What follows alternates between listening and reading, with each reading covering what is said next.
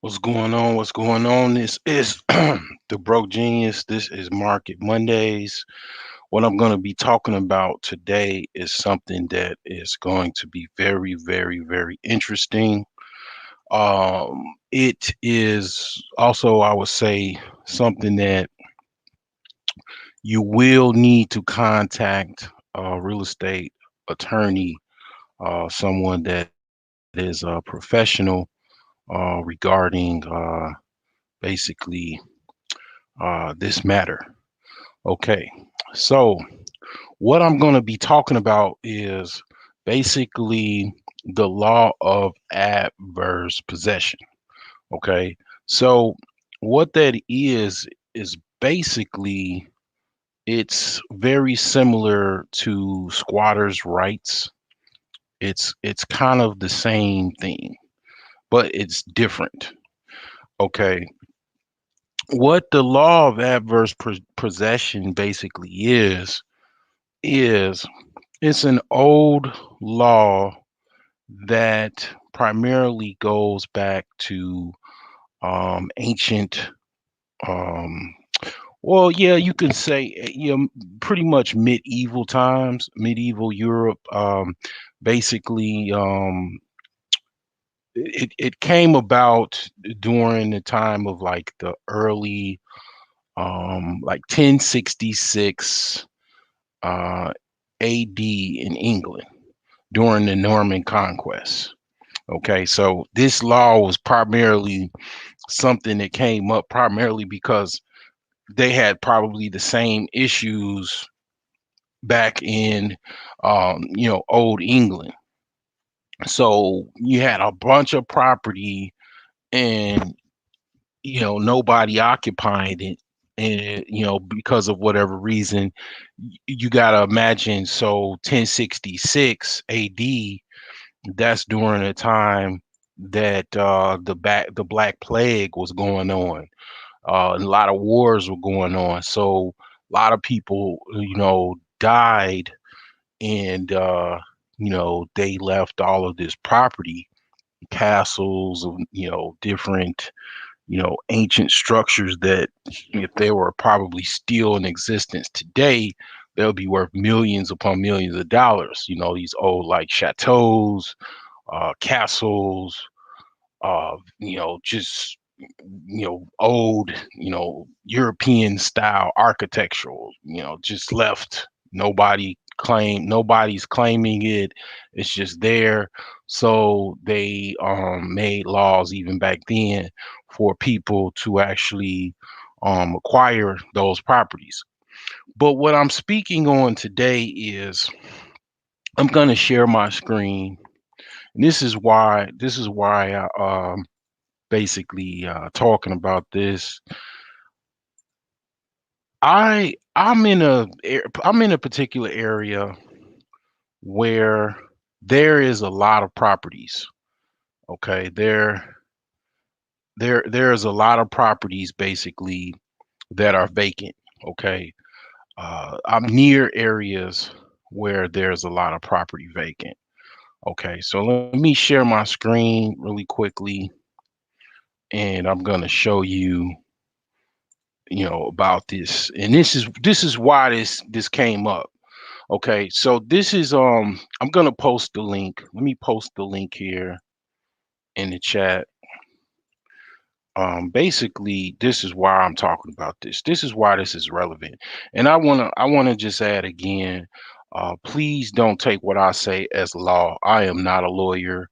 I'm not a real estate attorney. I do have I've done a little bit of research on this. I went to real estate school a long time ago, so I do know a little bit about this, but I am not a real estate attorney.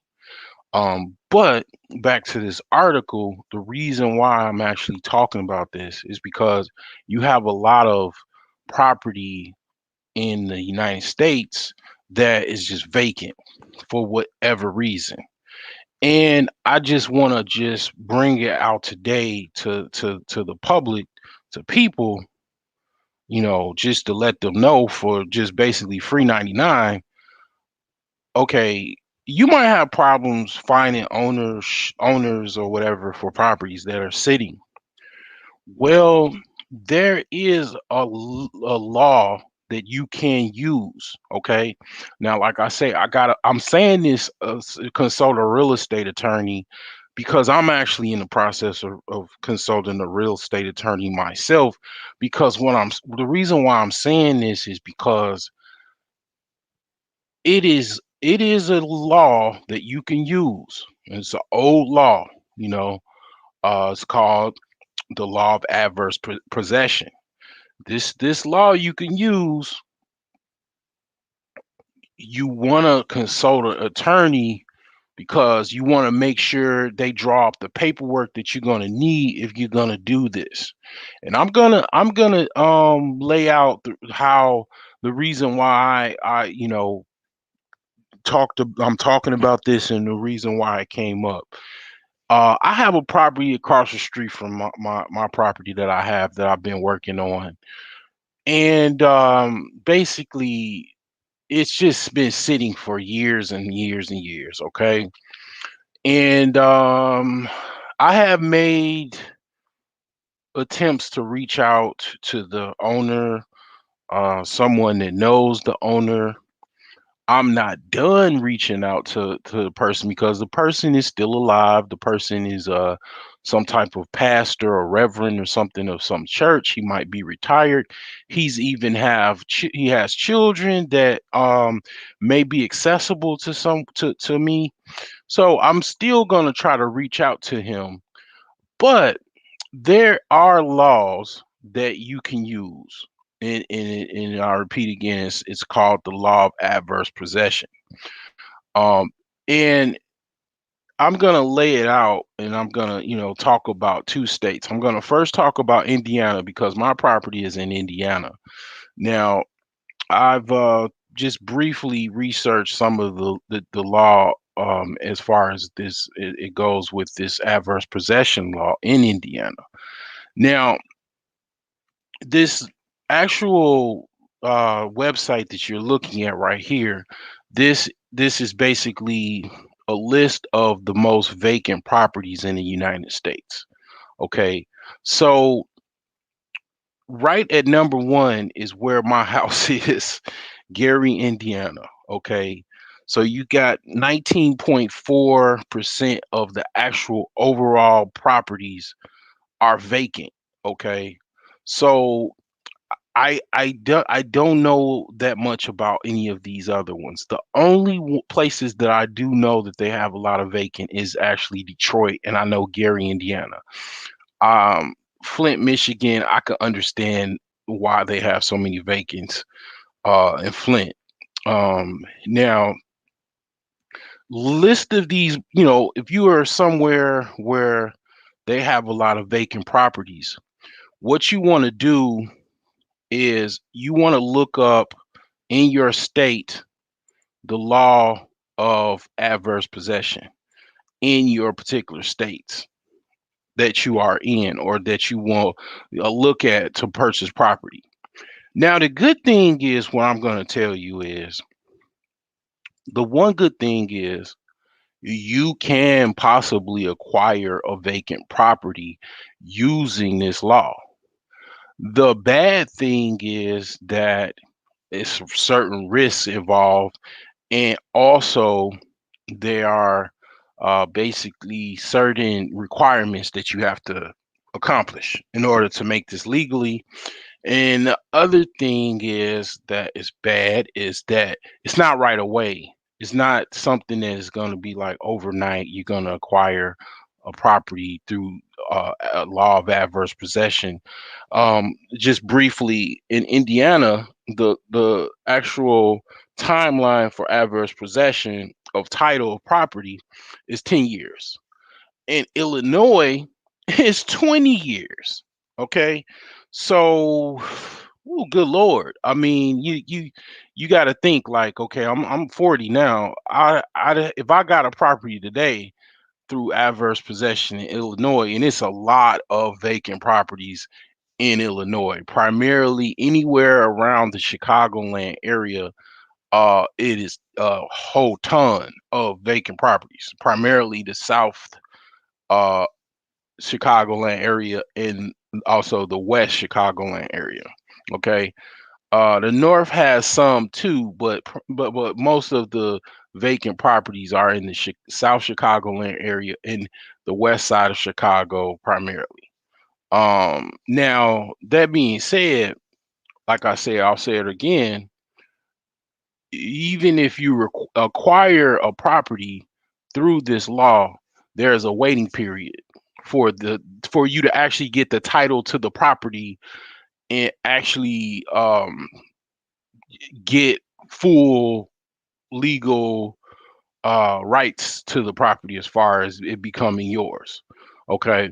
Now, it's people that actually use this law to and they know about it and they actually acquire property and they do it in a way where it's illegal, quote unquote, because like I say, it's a way that you have to go about doing it. If you're into real estate, just like you're into just about any type of thing, you want to consult someone that actually is a lawyer because they're going to make sure your T's are crossed and your I's are dotted, such as my mom used to say. Basically, they'll make sure you have all the paperwork that you need, signatures. So let's say, for example, someone shows up, the police, it's like, why are you here or whatever. You can show them paperwork basically that one, you've paid the taxes, you've showed them all of the paperwork that you used to, because most of these properties that are vacant, they are going to be fixer uppers. So you're going to show the actual receipts and actual contract paperwork that you've used to pay the property to get fixed up. All of your paperwork, you're going to, show that to anyone that stakes that counters your claim to adverse possession. So these are the list of the most vacant properties in the United States. I'm going to go to this law and actually this is the I'll first talk about on where I kind of, you know, branched out to actually go to adverse possession. I'll first basically go to the lead point of where I started. Okay.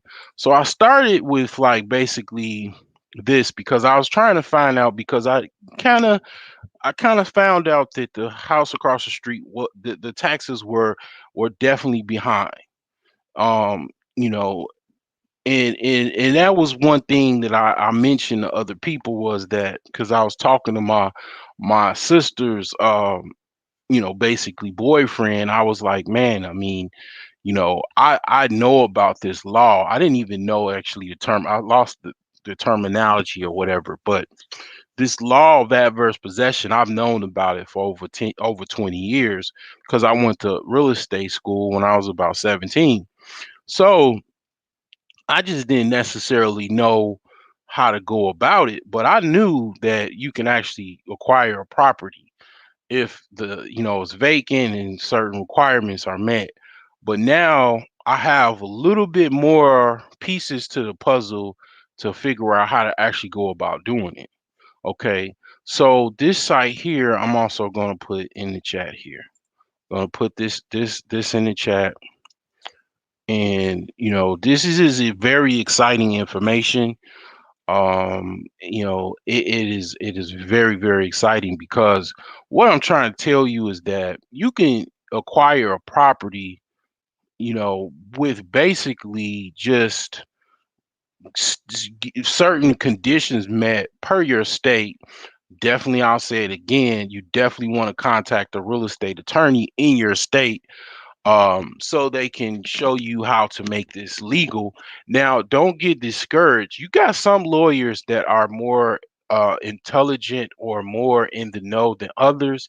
If you deal with an attorney or talk to an attorney that does not want to deal with you in the requirements of adverse possession, just go to another attorney, because some attorneys just don't know or don't like to deal with their certain things, because they might just not want to deal with it. Just go to an attorney that does deal with the law of adverse possession, and that's it. But this is what I basically stumbled upon this in actual the terminology to, and I sprung from there because it differs per state. So I'll read this. Most states have a law usually identified as the law of adverse possession, giving someone the right to pay taxes on a delinquent property and eventually become the legal owner. The disqualifying requirements, however, are exacting and often misunderstood. The first, the taxes must be delinquent, and if you're the person trying to make the claim, you must be the only person paying them. Okay. So basically, yeah, I'm gonna give you some parameters that you want to look for. All right. So in order to use this tool, to use this law, you want to look for a property that's it's a couple things I'll just say that you want to look for, that I look for. One, you want to look for properties that are vacant. And when I mean vacant, I'm talking about these properties probably nobody even has come to stake claim. They have not cut the grass. You want to also talk to the neighbors and find out, like for example, um, my property, they said nobody even fixed that house up or been there for 10 years. Like, I mean, you want to basically you want to find out, like you want to do some due diligence on the house. If it's a bunch of grass and everything like that, you want to take the address down. Okay. You can actually write, you can actually just kind of stake multiple claims of adverse possession, basically by just certain vacant properties. So once you get that particular address, now the second thing you want to go do, once you write down all of these addresses, you take a picture of the property, of course. So you're gonna go look up the local county's tax information. Okay. Now this is some exclusive stuff. I gotta stop the show a little bit because basically what I'm trying to tell you is like people, okay, generally people that are in real estate, they say you can get property through, you know, means of wholesaling, means of tax sales, for sale by owner, um, other ways of getting property such as like foreclosure, auctions. What I'm trying to tell you is something really very limited people are talking about, and not a lot of people even know about. Okay. But back to the prerequisites. Once you look up the property in a tax sale, after you've done that, what you're going to do is you want to look for if there's back taxes owed. The reason why I say that is if you, like for example, my house, although it was like, yeah, people I, if I just would have walked around that property and I didn't know the guy that I got the contract on the house with from, I would have just been like, all right, well, I'm gonna write this property down, take a picture. But when I got home, I would have found out that the owner that was on record of the property has made some claims to pay the taxes. They paid the taxes off at least a year or two. So that how my house that I have a contract on now would not be something that I would take adverse possession of, because what ideally you want to look for is the house, the taxes haven't been paid for like 2-3 years. So once you find a property that the taxes has not been paid for 3 years, you want to put a green, you want to mark that as like with a checkbox, because that means that you have some possibilities to send this to your tax attorney, to your real estate tax attorney, to look into how to use this law of adverse possession on this particular property. And then thirdly, what you ultimately want to check is you don't want to just be trying to be, man, buying, getting, using the law of adverse possession all over the place, just willy-nilly. You want to see if you can make some claim, like time frame, to contact the actual owner on record of the property. Because a couple things I'll tell you that I would not look for, that I would just, not put no check box into. One would be, okay, ideally, yeah, the owner on record is paying the taxes, no go. You can't do nothing with that. Two is, it's a mortgage. The property has a mortgage on it. The mortgage company owns it, because ideally you do not you don't you can't you don't have enough money to use adverse possession on a mortgage company. A mortgage company has lawyers. They have a team of lawyers. They'll lawyer you to death to fight your adverse possession claim. You want to just leave that alone. Okay. And thirdly is, if this has like liens and stuff like that, where it's like, serious liens, you don't want to deal with anything like that. Okay. Ideally, you want to look for something that is just vacant. Ideally, you could tell the owner is just maybe possibly have passed away, has maybe even living in a nursing home, has no owner on record or anyone has came by the property to do anything to it. They also owe taxes on it, because ideally what you're trying to do is beat the tax sale. You want to beat the tax sale on this, and actually pay the taxes to because basically what I'm going to go is into Indiana's law. Okay. So when I say pay the taxes, you'll understand once I talk about this. And I'm gonna go to multiple sites on this, but basically, this is the actual conveyances that you have to prove to show adverse possession laws in Indiana. Now, each state is different. Okay. Each state is different. I repeat that again. And then you also want to contact an attorney so they can draw up the paperwork according to the statutes, according to the different case logs, and make it legal. So you can basically start the process and have it legal to where you can show that you meet these requirements. Okay. So, and this is in court in Indiana.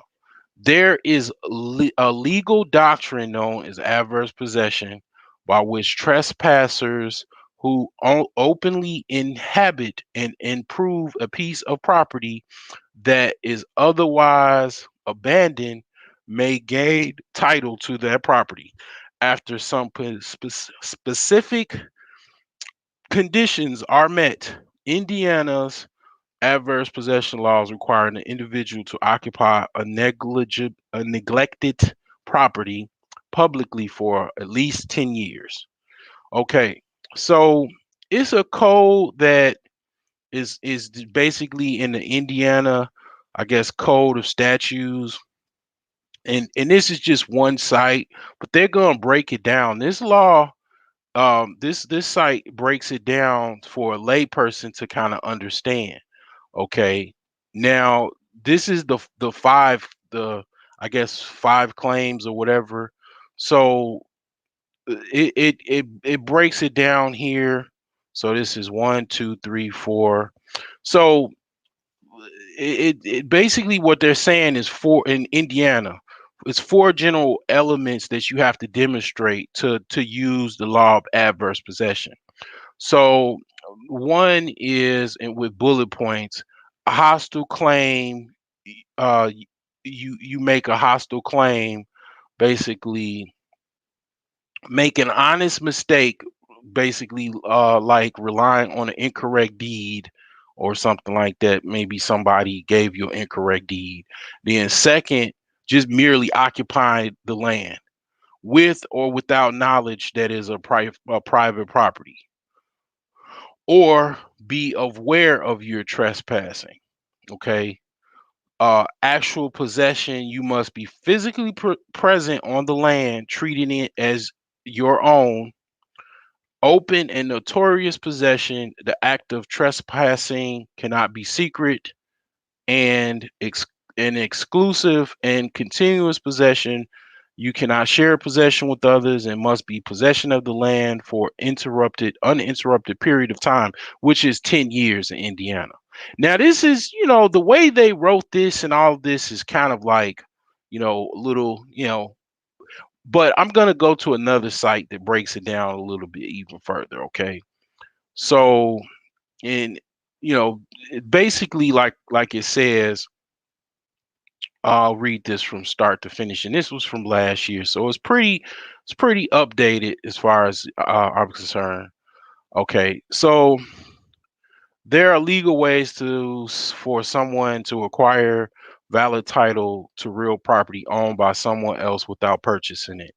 Adverse possession in Indiana and in general is a theory in law that allows a party, after having met certain common law and statutory elements, to become the valid legal owner of a parcel of land. Adverse possession has a long history dating back as far as 1066 in England during the Norman Conquest. What you need to know about the adverse possession in Indiana. Understanding the basis of Indiana adverse possession laws is important if you want to know how to protect your real estate. This is equally true whether you are in the adverse possession of a property you believe is rightfully yours, or if you are mounting defenses to adverse possession and protecting real estate in Indiana that is being adversely possessed.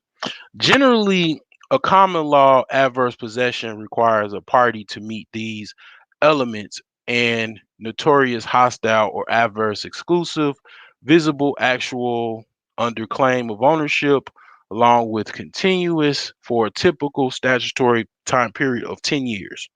Okay, so I'm not going to go all into this and all of that, but I'll read, I guess I'll read a little bit, okay, here.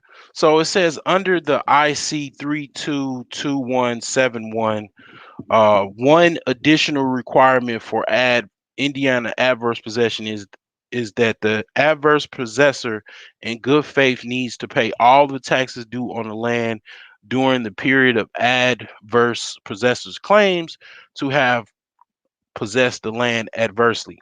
Uniquely, though, this statute requiring the payment of taxes was enacted in 1927. Due to a large number of squatters claiming title to land, this statute has rarely been applied to many adverse possession decisions. Okay, basically what they're saying is that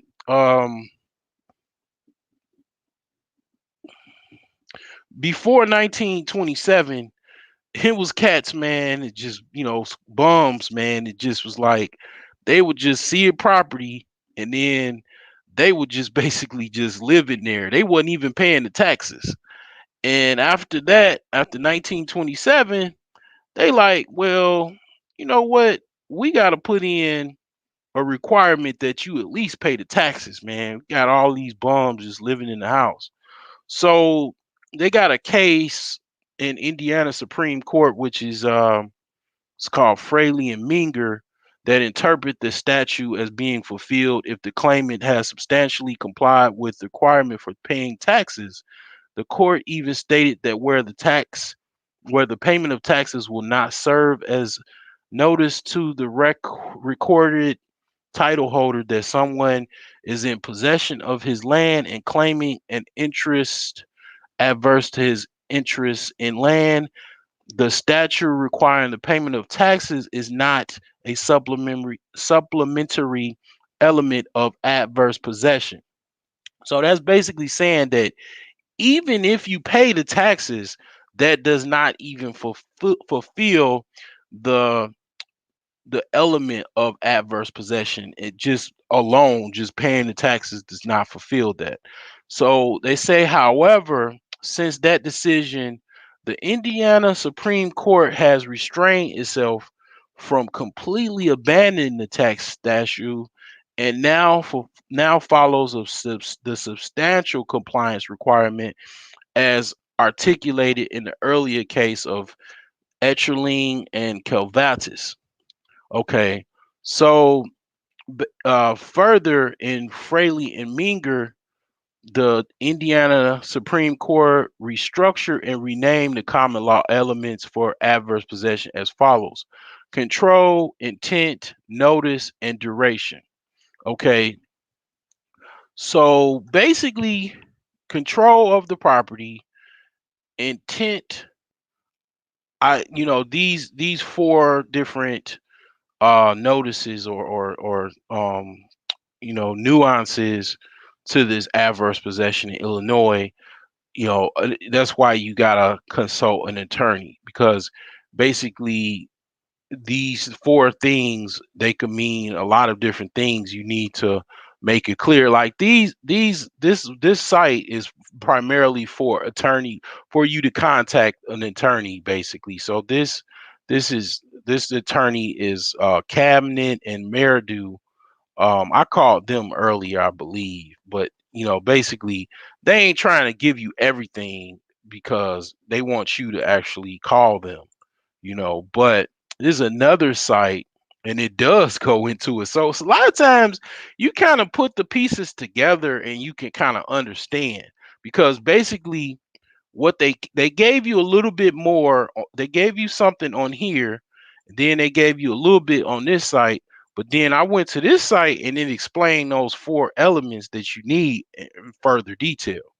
So basically, duration: person must occupy a property for at least 10 years in Indiana to make an adverse possession claim. During this period, a person must prove additional continuous actions that meet other conditions necessary for adverse possession claim.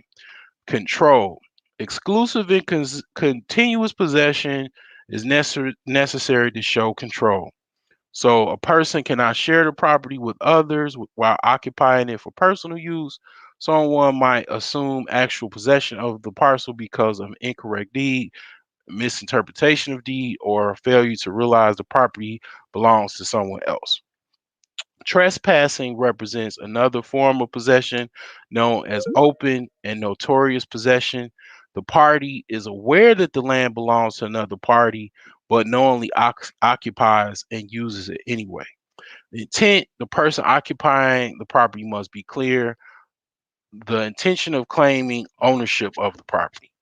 So, the attorneys help with all of this. That's why I'm just the messenger, basically, just kind of like, okay, if you have properties that you have in mind, or if you're thinking about getting properties, and you, like, say it's a property in your neighborhood that you notice that it's been vacant, or if you, like, man, I mean, I know this house by my grandma's house has been vacant for a long time.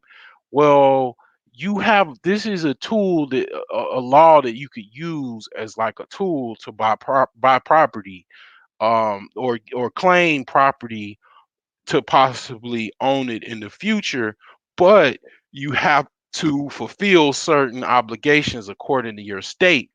But where I am limited, you call an attorney, which is not where they can actually draw up paperwork. They can actually start the legal process for you to adversely acquire a property. Okay, so that's why I just keep saying this. Now, this just kind of like, look at this presentation that I'm giving you as basically something that you could actually use. You could actually, like, for example, some people have properties where their grandparents might have died, okay, and they're our only person. So you can use this law for that, because basically, you're as long as grandma paid the house off, all you have to do is just draw up legal paperwork to start the process immediately, to basically show you've been fixing up the property,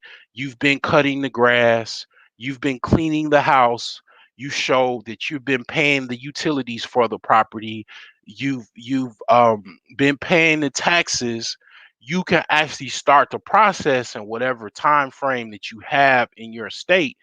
You don't have to necessarily, let's say, if grandma didn't make a will, this is just hypothetically, you would have to contact a lawyer to make it actual. You could possibly use this law in that case. Okay. So this is why I'm, bringing this up, because this is something that you can make where if you have the intention on paying the taxes, bringing the property value up by maintaining the property, you can actually, there's a law, because law is supposed, okay, we're still in the month of Libra. Law is supposed to be checks and balances. So this law actually makes sense to me, because it's basically the reason why I'm very passionate about this and why I wanted to talk about it immediately was because basically you have a lot of properties that are abandoned in America. Okay. Where I am in the Northwest Indiana, Chicagoland area, there is so many abandoned properties, it's ridiculous. And it is people that have enough money and wherewithal, like myself, that can actually fix these properties up. They can actually do something to make these properties better. They want to get out of their apartment, or they want to actually, you know, get something that they can call their own, but they just having a hard time trying to find the owners, trying to find who owns the property, how to get the property, and all of that. And this is a tool to fill those gaps up and actually make the actual vacant property list go down. Because if you have people that can acquire these properties, now you can fill the affordable housing gap by basically allowing people to use the law that know the law. I'm just the messenger. I'm the genius telling you there is a tool, there is laws, that basically you can use to actually acquire property, not right away, but acquire property to better your situation. And when you're bettering your situation, you're also bettering the community around it. Because let's face it, a lot of these properties are in areas where there's other vacant properties, and if it's a whole bunch of people, acquiring properties, let's just say this video just goes viral and people actually using this and contacting lawyers, and then you got lawyers getting so many phone calls because there's people that are actually trying to use this law to acquire property, and then they're actually doing it, and then it becomes a firestorm. Now you actually have a better America. You have a better community, like where have my house in Gary, Indiana. Gary, Indiana will be a lot better off because they actually have properties where, because the risk of this adverse possession is that someone's going to come after you, be like, hey, why are you acquiring my property? Why are you here? And if you basically have all your ducks in a row, you're not just a bum, just basically what I mean, not even what I mean by broke up and coming millionaires, just a poor bum, with no money, just sitting in the house. This is not what I'm talking about. What I'm talking about is actual people that have money to actually pay the taxes, fix the house up, move into the property eventually after it's fixed up, and basically making this property that was vacant, that was just an eyesore, something that is a beautiful, well developed, rehabbed house, this will help those communities such as Gary, Indiana, Detroit, Michigan, and all of these places where these houses are distressed. This is something that is possibly can utilize be utilized to make that happen where you can get these properties, because a lot of times you have properties that are very in very good condition. They just the owner is nowhere to be seen or heard from, but you could possibly, like I say, you have to contact a real estate attorney. You could possibly use this law to acquire some of these properties. So I'm gonna move to Illinois because basically Illinois is very similar to Indiana, whereas just basically instead of 10 years, it's just 20 years. Okay. As far as the time frame for you to actually get the said title. Okay. So I'm gonna stop screen sharing for a while, and I'm just gonna basically just talk about this or whatever. You know, basically this is a game changing type of situation. This adverse possession law is something that actually can be utilized to actually make your life better off, because sometimes you might, one piece of real estate that, who cares if you got to wait 10 years? As long as you own this real estate or have some claim to this real estate, because that's basically what it is. It's a claim to acquire real estate. Who cares if it takes 10 years? If you're 25 and basically you get you a lawyer and you start an adverse possession claim and you fix the property up, you basically pay the taxes, and you already are comfortable with assuming all rights to the property other than ownership. I mean, you got 10 years and you own a property, and then instead of worrying about, okay, can I get a mortgage, or can this person give me a land contract, or you know I'm tired of renting. This is a tool that you can use to get out of that you can better your life, you can better your family, because basically, let me tell you, just basically you can use this law to actually you can live in this house after you fix it up and everything, you pay the taxes, and you can basically get out of that rent trap, and all of that type of stuff. Because basically this is what I would do, and this is what I plan on doing. Okay, so the house across the street, the taxes, I do already know that they are past due. And what I will try to do is beat the tax sale. So the thing is that, like I said, I have to contact a real estate attorney. So ideally, what he's gonna do is he or she is going to draw up some paperwork, tell me what his fee is, or whatever.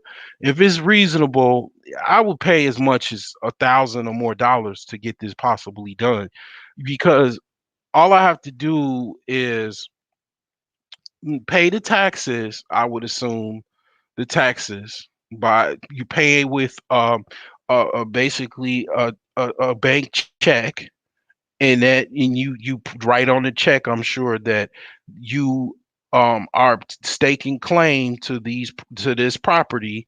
You're going to write that on the check, and a check is a legal document that is admissible to in court. And you're gonna just write in, paperwork and everything, because let's just say I didn't contact an attorney and I just researched the law, because I'm not necessarily a real estate attorney, that I have to pass a bar. The law can be interpreted. and you can contact a friend that is a lawyer if you want to get help, because you possibly can draw up paperwork to file adverse claim.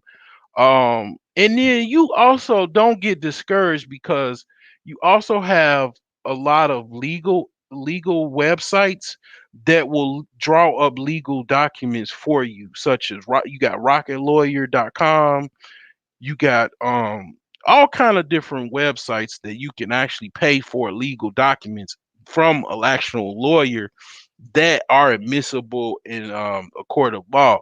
Because as long as you follow the tenets of the law and you interpret it, and then you have the legal paperwork for it. Because ideally what you want to do, like, let's say if I did this without an attorney, but I wouldn't do it.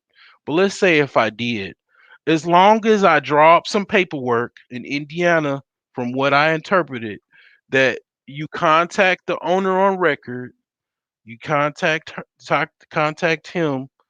I say if I wanted to buy that property across from me, you contact the owner on record, and then basically what you want to do is you want to draw up a paperwork and get it notarized by you, and you gonna send it to all known addresses to him.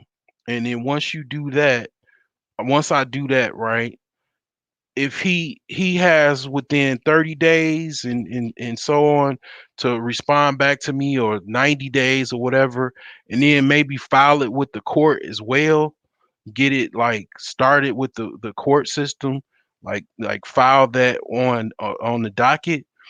And if he doesn't, like, you know stake any claim to it, then the next phase is like paying the taxes. The taxes, you can pay someone else's taxes, okay? Especially if they're past due. You state on the check, I'm assuming this property via taxes, and you pay the back taxes off. Then you also make any type of improvement that you've done, like cutting the grass. You show pictures of before and after you cutting the grass. You show pictures before and after you fixing up the property. And then you make a file of all of the improvements that you make on this house. And then you pretty much, you get the water turned on, you get the electricity turned on, the gas on, and you show all the proof of what you paid to basically improve this property. And you wait it out, 10 years, and you continue to do these things. They by law have to give you that title, because you've already improved this house. You made claims to contact the owner on record. You've paid the taxes off for 10 years. You continuously possess the property.